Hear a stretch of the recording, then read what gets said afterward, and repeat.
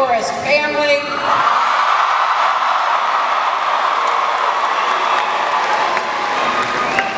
And it doesn't get any better than being here with our most amazing First Lady, Michelle. One of the most, if not the most important elections of our lifetimes, no matter our age, but for young people, it will be so consequential because every election is about the future. And this one is about whether we build on the progress we've made, the legacy that President Obama has built, or wreck it away and go backwards. So we have a lot of work to do. I don't mean just in the presidential race. Let's be sure to elect Roy Cooper, the next governor.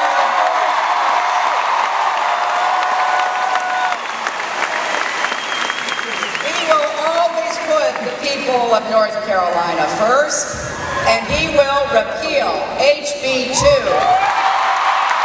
Because he knows that discrimination is wrong, it's bad for business, and it's against North Carolina's values. And let's send Deborah Ross to the United States.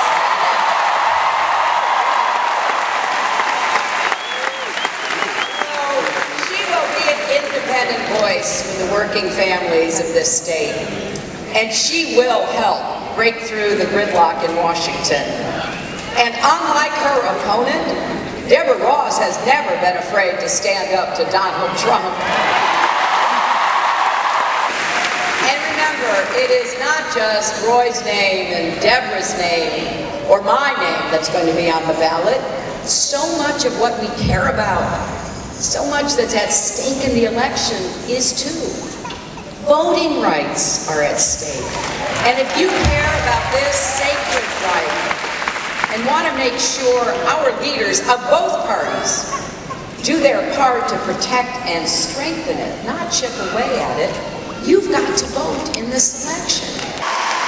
So if you believe, as we do, that everyone should be able to afford to go to college and graduate, and that everyone should have a chance to pay down and pay off your debt, then you've got to get out and vote in this election.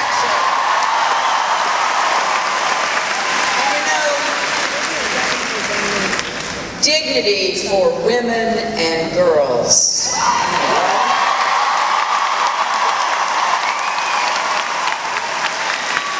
Again, I wish I didn't have to say this. Right?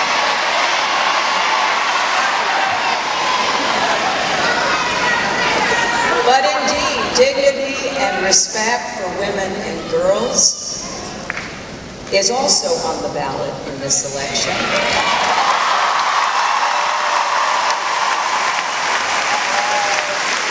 And I want to thank our First Lady for her eloquent, powerful defense of that basic value.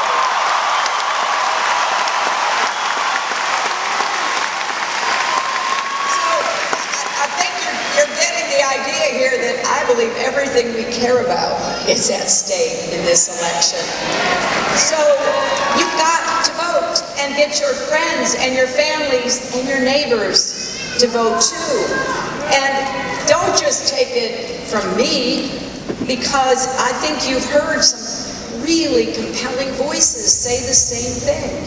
And one of them is here with us today. Right? There are so many things I admire about our First Lady.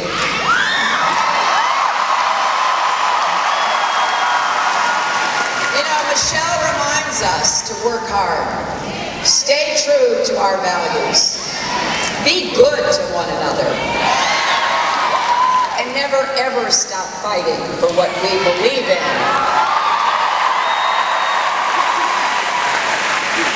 She has spent 8 years as our First Lady advocating for girls around the world to go to school and have the same opportunities as boys. She has worked for healthier childhoods for our kids here at home, better nutrition, more exercise, and we're seeing the results. We actually are seeing kids who are healthier, something that she was determined to try to achieve. She's encouraged more young people to go to college and follow your dreams, and she has supported America's military families who serve and sacrifice as well. Now, it hasn't been all hard work. She played a mean round of carpool karaoke.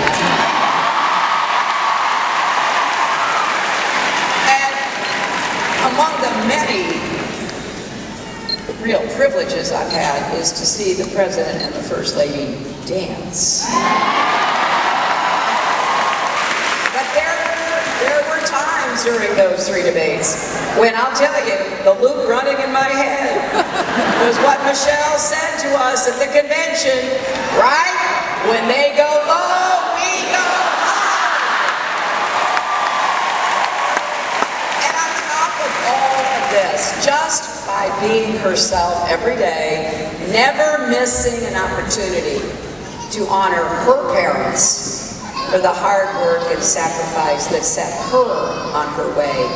She has shown every little girl and boy in America that there are no limits to what they can achieve if they work hard and do right and believe in themselves.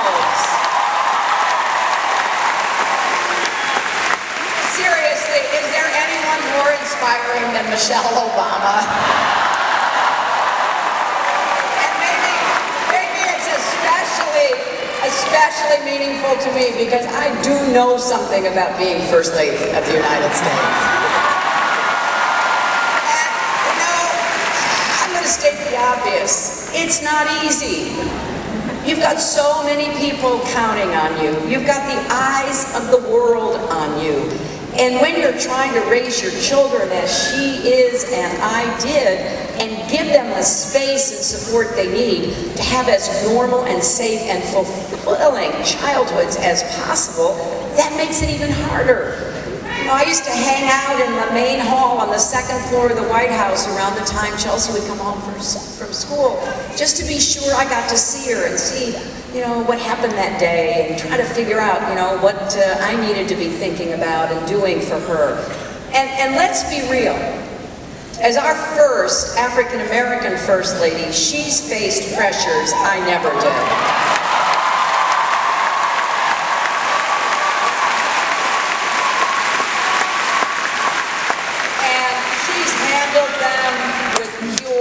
Grace. By any standard, she has been an outstanding First Lady who has made us all so proud. He's insulting our military. Yesterday, when he heard that a retired Army colonel and former dean of the Army War College said that Donald doesn't understand military strategy, Trump said, I'll teach him a couple of things. Well, actually, Donald, you're the one who's got a lot to learn about the military and everything else that makes America great. Starting by learning about the dignity and sacrifice of our men and women in uniform and their families. And he should learn from Michelle Obama how a leader supports them, not disrespects them.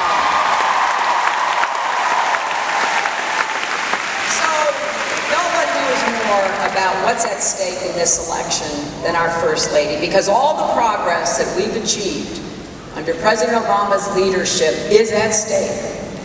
He pulled our economy out of the biggest ditch that it was in when he became president. He saved the auto industry, he cracked down on Wall Street, He has tackled health care, education, climate change, civil rights, and so much else. And all the work that we've done to strengthen our relationships with other countries and secure our leadership in the world is also at stake. Now, I, for one, and I hope all of you, do not want that hard work by our President and our First Lady and millions of Americans to be wiped away. We cannot let that happen.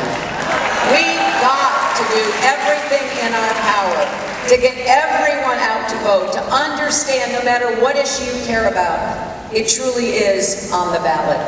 Now, this has been a hard election. At times, it's gotten pretty ugly, hasn't it?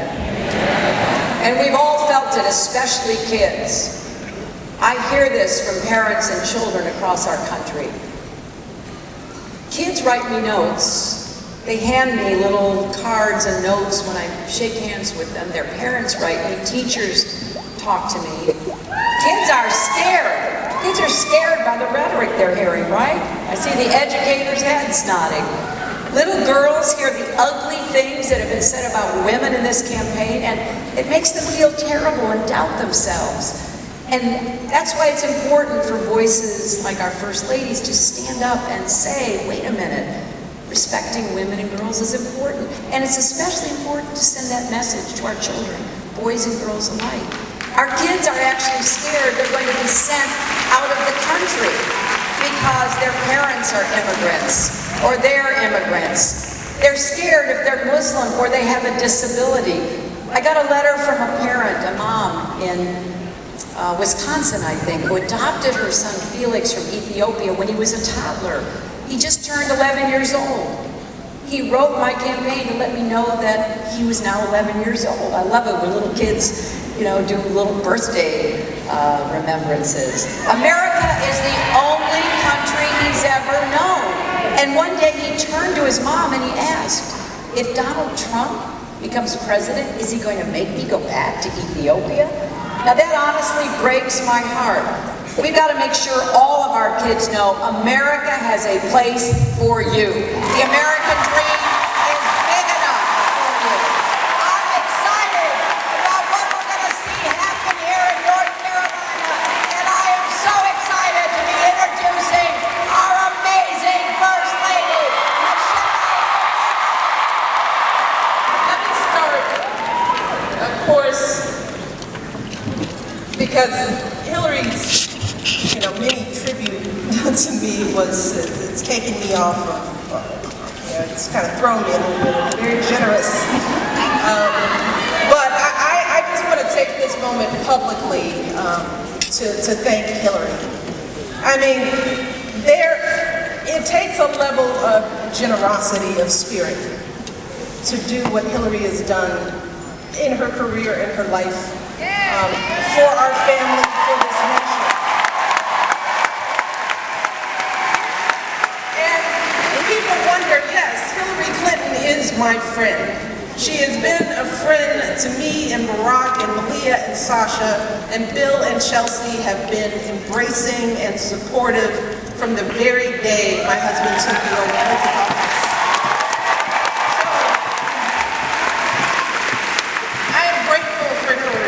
For her leadership, for her courage, and for what she is going to do for this country. So it's going to be good. It's going to be good. I'm out here first and foremost because we have never had a more qualified and prepared candidate for president than our friend Hillary Clinton.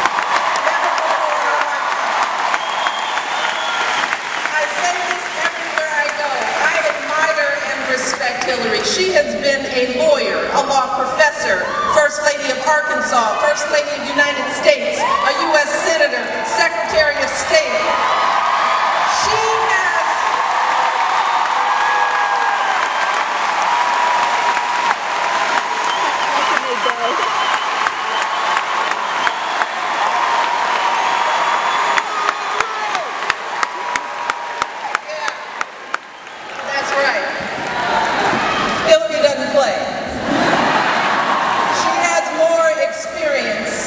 and exposure to the presidency than any candidate in our lifetime. Yes, more than Barack, more than Bill.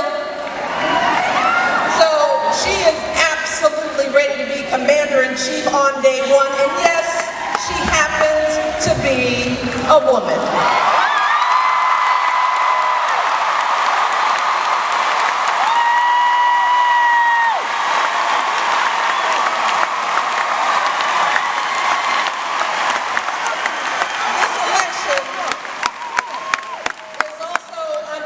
Because I don't think we've ever had two candidates with such dramatically different visions of who we are and how we move forward as a nation. One candidate has a vision that's grounded in hopelessness and despair. A vision of a country that is weak and divided, where our communities are in chaos, our fellow citizens a threat. This candidate calls on us to turn against each other, to build walls, to be afraid. And then there's Hilary's vision for this country. A vision of a nation that is powerful and vibrant and strong, big enough to have a place for all of us, a nation where we each have something very special to contribute, and where we are always stronger together.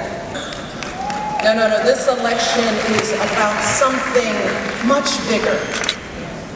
It's about who will shape our children and the country we leave for them, not just for the next 4 or 8 years, but for the rest of their lives. Because, as Hilary pointed out, we know the influence our president has on our children. How they turn on the TV and they see the most powerful role model in the world.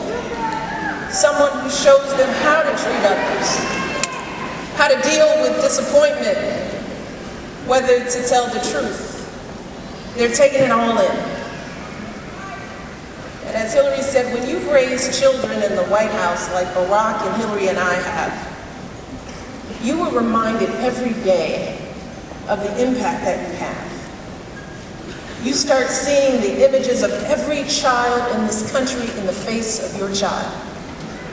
So when people wonder how Hilary keeps her composure through the overwhelming pressure of not just this campaign, but of her career, or how Barack and I have dealt with the glare of the national spotlight these last 8 years, that's the answer. With every action we take, with every word we utter, we think about the millions of children who are watching us, who hang on to our every word, looking to us to show them who they can and should be. And that's why every day we try to be the kind of people, the kind of leaders that your children deserve, whether you agree with our politics or not. I'm asking myself, what do my girls, what do all our children deserve in their president? What kind of a president do we want for them? Well, to start with, I think we want someone who is a unifying force in this country, someone who sees our differences not as a threat, but as a blessing. As Hilary said, we want a president who values and honors women, who teaches our daughters and our sons that women are full and equal human beings, worthy, deserving of love and respect. We want a president who understands that this nation was built by folks who came here from all corners of the globe. Folks who worked their fingers to the bone to create this country and give their kids a better life. We want a president who sees the goodness in all our communities, not just the brokenness. Someone who understands that communities like the one where I was raised are filled with good, hard-working folks. Folks who take that extra shift, who work that extra job because they want something more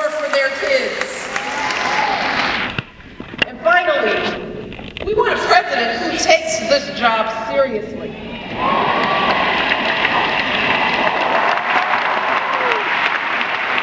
And has the temperament and maturity to do it well. That will be on us. It will be because we did not stand with her. It will be because we did not vote for her. And that is exactly what her opponent is hoping will happen. That's the strategy. To make this election so dirty and ugly that we don't want any part of it. So when you hear folks talking about a global conspiracy and saying that this election is rigged, understand that they are trying to get you to stay home. They are trying to convince you that your vote doesn't matter, that the outcome has already been determined and you shouldn't even bother making your voice heard. They are trying to take away your hope. And just for the record, in this country, the United States of America, the voters decide our elections. They've always decided. Voters decide, and we know that every vote matters. Every single vote, and if you have any doubt about that, consider this. Back in 2008, and I say this everywhere I go, Barack won North Carolina by about 14,000 votes. Which sounds like a lot. But when you break that number down, the difference between winning and losing this state was a little over 2 votes per precinct. See, I want you all to take that in. Because I know that there are people here who didn't vote. Two votes. And people knew people who didn't vote. 2 votes. If just 2 or 3 folks per precinct had gone the other way, Barack would have lost that state, could have lost the election. And let's not forget back in 2012, Barack actually did lose the state by about 17 votes per precinct.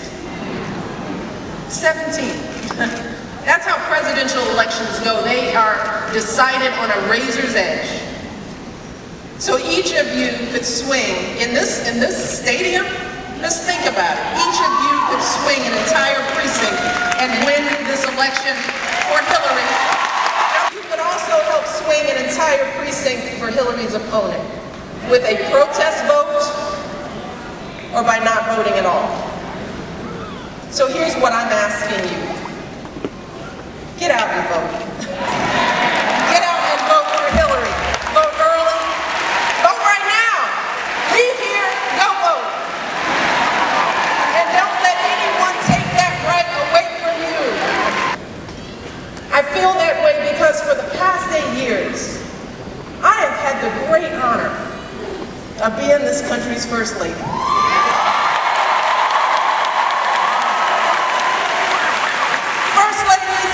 We rock.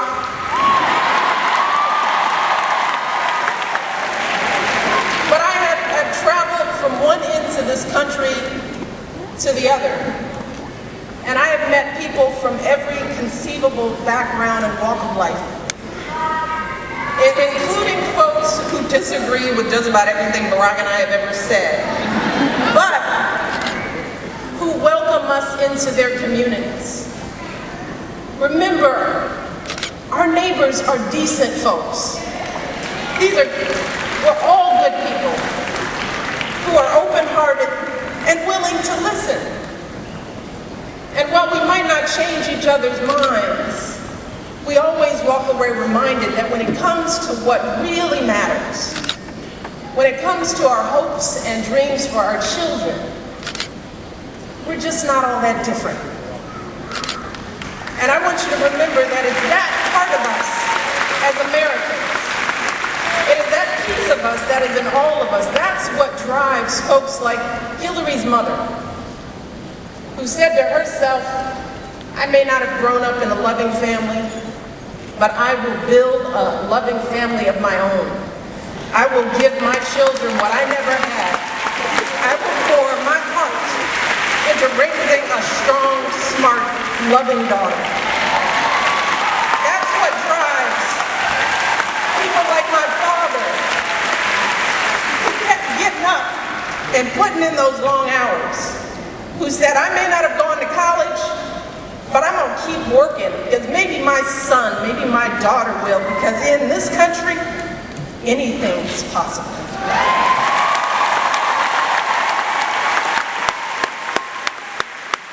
As we walk away from this election, remember, that is what makes us who we are. Remember that. It's a country where a girl like me from the south side of Chicago, whose great-great-grandfather was a slave, can go to the finest universities on earth. A country where a biracial kid from Hawaii, the son of a single mother, can make it to the White House.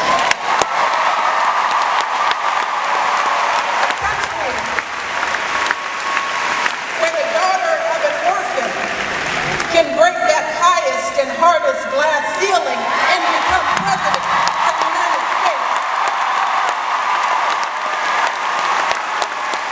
That is who we are. That is what's possible here in America, but only when we come together. Only when we work for it and fight for it. So that's why for the next 12 days, folks, we need to do everything possible to help Hillary Clinton and Tim Kaine win this election.